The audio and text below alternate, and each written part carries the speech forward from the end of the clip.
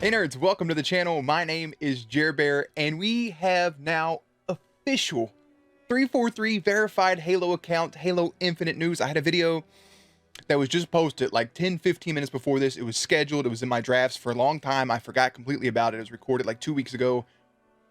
Most of that information now is probably incorrect. The main thing being the launch title. So, look, we were thinking it was going to be Q1, right? Like February, June, March, May, April. That's a weird order to say those months. That first kind of section, the first 4 months of the year. I don't know why I went into summer. Regardless, we thought it was going to be that. Instead, we find out today that it is going to be fall 2021. We have an entire year to wait to play Halo Infinite. But, as long as the game's good, I have waited an entire day to read this since my Twitter account. I saw it. I liked it. And I was like, I'm going to come back to this so I can record it. I can get to it. It's just been sitting here. I finally get to click this right here. Our first Inside Infinite, and it's our first bit of actual official news. So I'm going to read this, and then we're going to condense this video as much as possible, and we're just going to highlight the key points of this entire thing. So give me a second so we can actually read some Infinite news, man. I am effing geeked. I actually love this opening statement right here from Joe Stat. This is a guy that was with Combat Evolved 2-3 ODST and Reach, as you see right here. This guy says this, man. I joined 343 right as the team was wrestling the feedback from the July campaign demo. The discussion boiled down to a fundamental truth. We need more time to do the things right. That includes pushing hard in the fall, giving the team time to recharge over the holidays, and then coming back in January to finish the game at a healthy pace. There's a couple mentions throughout this article of them saying it's some difficulties running into working at home because they're not in that intimate office environment where they can sit there and pitch stuff back and forth. Granted, you have online meetings, but sometimes it's just not the same.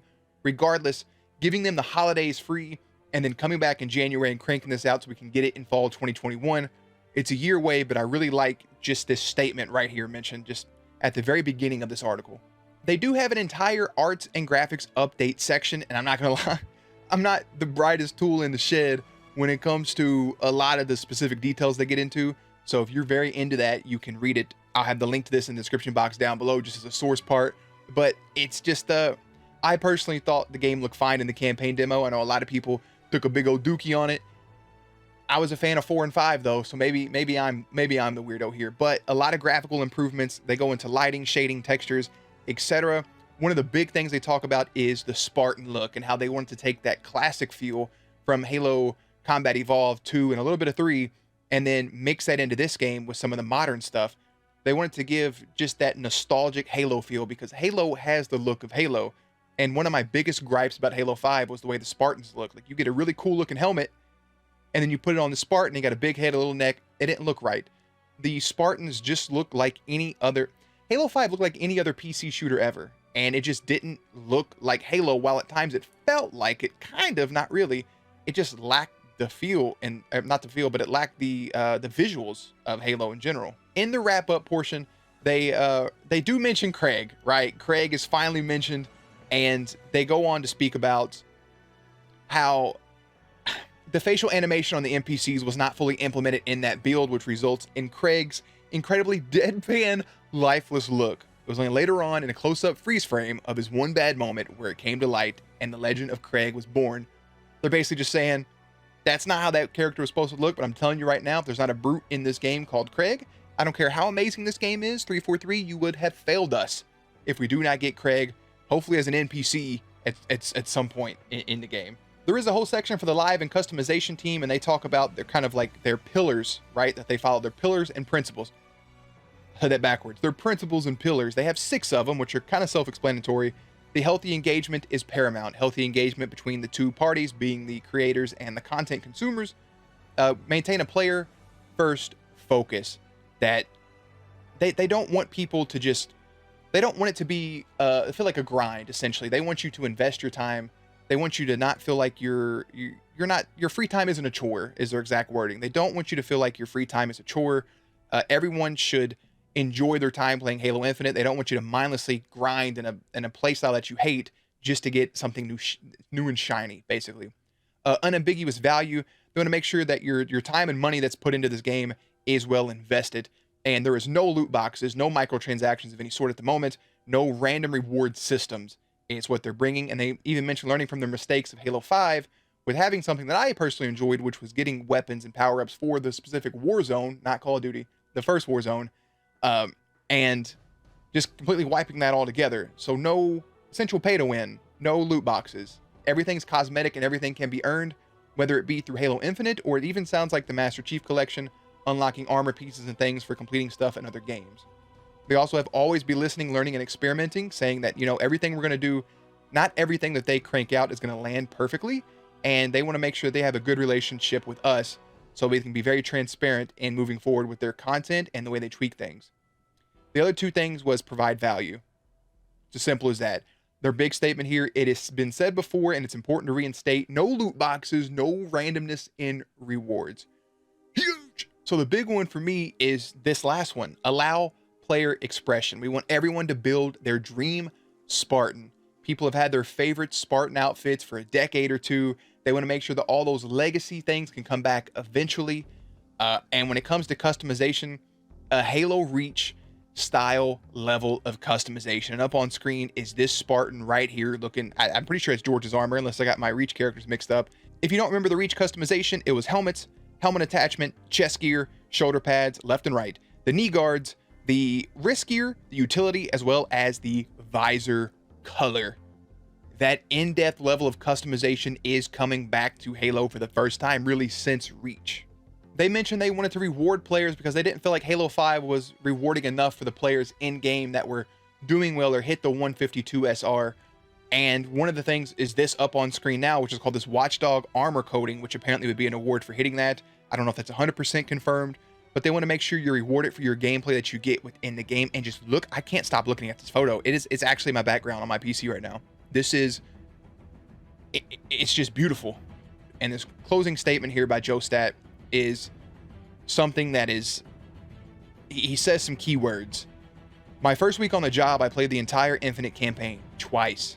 I was in a world, stunned in the best possible way by what the team has done. Infinite is by far the most expansive and vertical Halo world ever. I had never felt more powerful, more mobile, more in command of a rich set of tactical choices. This is the Halo we imagined back in 2000, finally come to life after 20 years of technical and creative innovation. It encapsulates all the excitement and curiosity and joy I felt on my first journey through Zeta Halo, the most mysterious, dangerous, and possibility-rich place in the entire Halo universe. Everywhere I looked, I saw choices, bringing in the fact that this game, in some way, shape, or form, is going to have a level of open worldness to it, because he says, go off the golden path, go to a Banshee thing, go to a Sentinel thing, or can I do some of this stuff at the same time? Here, they mentioned multiple times that they listened.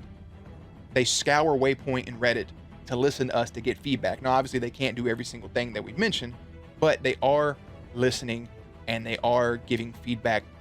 They are basically going off of our feedback. I think it can be as successful as something as, I know I didn't have a problem with the campaign demo, but think about the Sonic trailer and how piss poor that looked, and they had the graphical update, and the movie was actually amazing. So if the graphics look the way that these screenshots looked, we're in for a treat, okay? With the rumors of the Battle Royale, other rumors circulating around the interwebs about this game we'll cover in later videos. This is beautiful. Now, obviously, we have a full year with hardly any Halo content. I want to cover it as much as possible. This isn't a Halo channel. I do a lot of stuff basically off of my stream. When I actually play live, there's a link down below. But it's just, I want to cover as much. I want to cover the rumors. I want to talk about it. They release screenshots. I want to look at some of these maps. I'm just very excited for Halo Infinite. That's pretty much the entire article summarized into hopefully a condensed video. Hopefully it's not too much rambling, but they did cover the key points.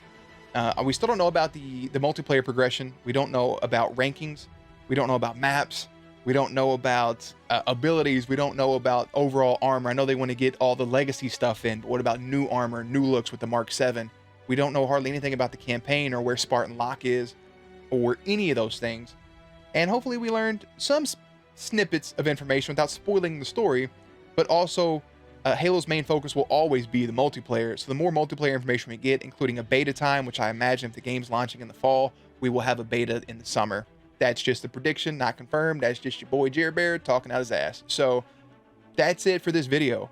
I want to know your excitement level for Halo Infinite, because mine is through the roof. It's been through the roof. It's always going to be through the roof.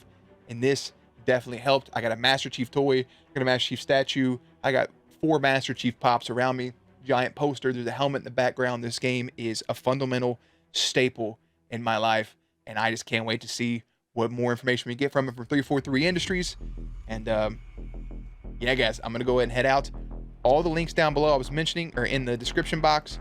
Up on screen, our playlist. I'll have a Halo Infinite playlist here. I'll recommend a video as we cover some more rumors. But as always, make sure to check back for gameplays, commentaries, news, and updates. Later, nerds.